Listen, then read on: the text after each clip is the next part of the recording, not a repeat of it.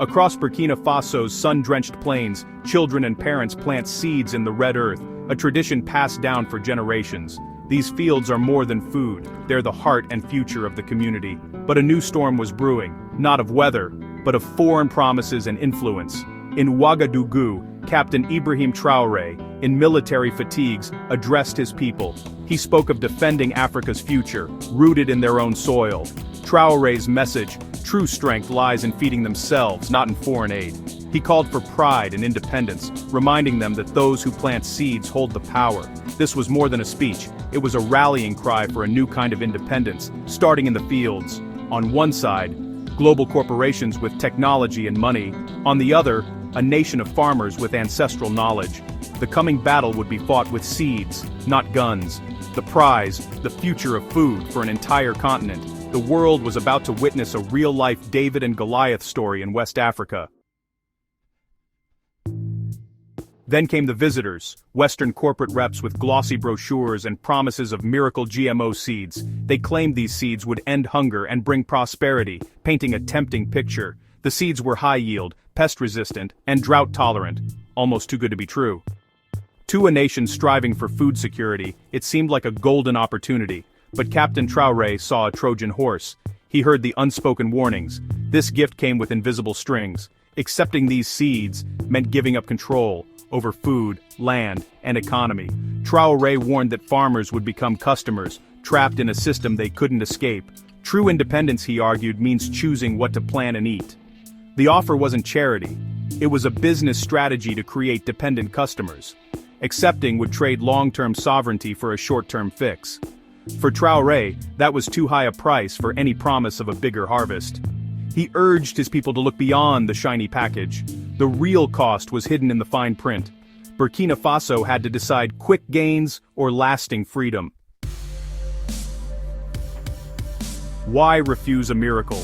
Because GMO seeds are patented, owned by the company. Farmers can't save seeds for next year. They must buy new ones annually. Farming becomes a subscription, turning producers into permanent customers. These seeds need special chemicals, also sold by the same companies. Costs pile up, seeds, chemicals, and mounting debt. One bad year, and farmers risk losing everything. The land suffers too. Heavy chemicals degrade the soil, reducing fertility. It's a downward spiral of dependency and environmental harm. Traoré saw this future lost autonomy, degraded land, and economic entanglement. The promise of a bigger harvest today could mean debt and dependency tomorrow. The hidden cost wasn't just money, it was freedom and tradition. Traoré refused to let Burkina Faso trade its destiny for a single season's gain. Instead of foreign seeds, Traoré launched the Burkina Organic Revival, the vision food grown in Africa, by Africans, for Africans. The plan restored indigenous crops, seeds adapted to local soil, thriving without expensive chemicals. Farmer-owned cooperatives were set up to share knowledge, resources, and seeds. Saving and sharing seeds built local seed banks and kept wealth in the community.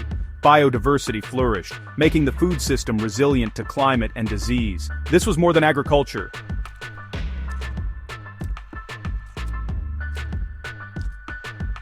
It was a cultural and political statement. Burkina Faso was rejecting the idea that Africa needed saving by the West. The organic revival proved self-reliance was not a dream, but a reality in the making. The backlash from the West was swift. International media painted Traoré as a radical, endangering his people. Western politicians threatened to cut aid, using financial leverage to pressure Burkina Faso. Aid, it turned out, was a tool of influence, not a gift. But the pressure backfired.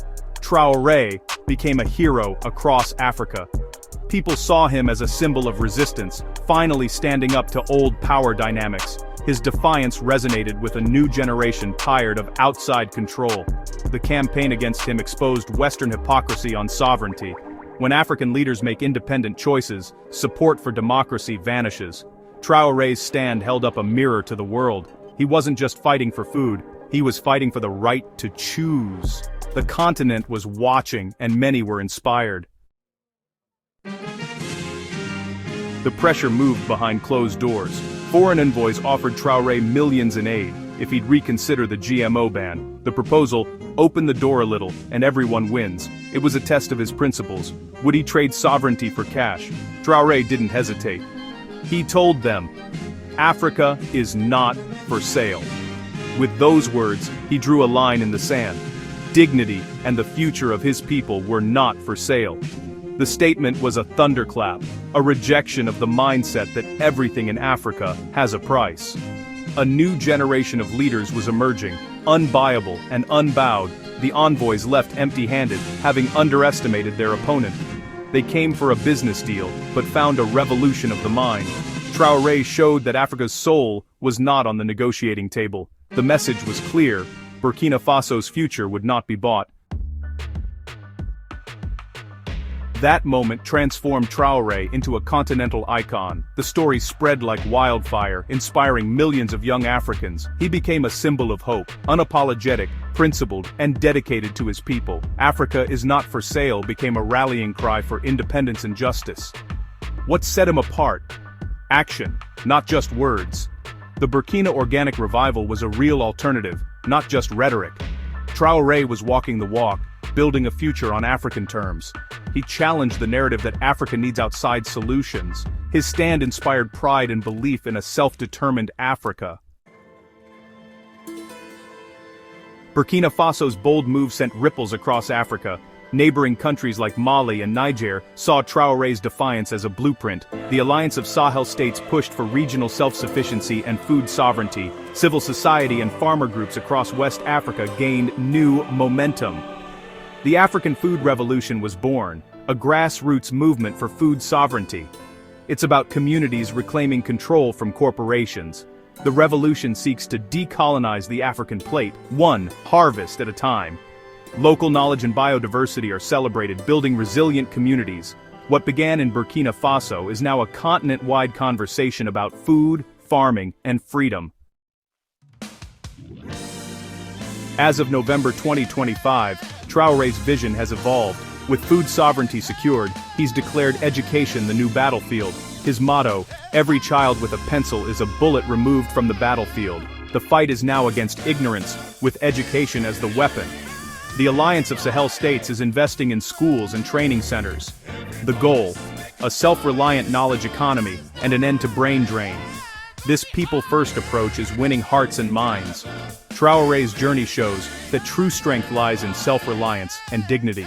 The revolution is underway, and it's being written with pencils.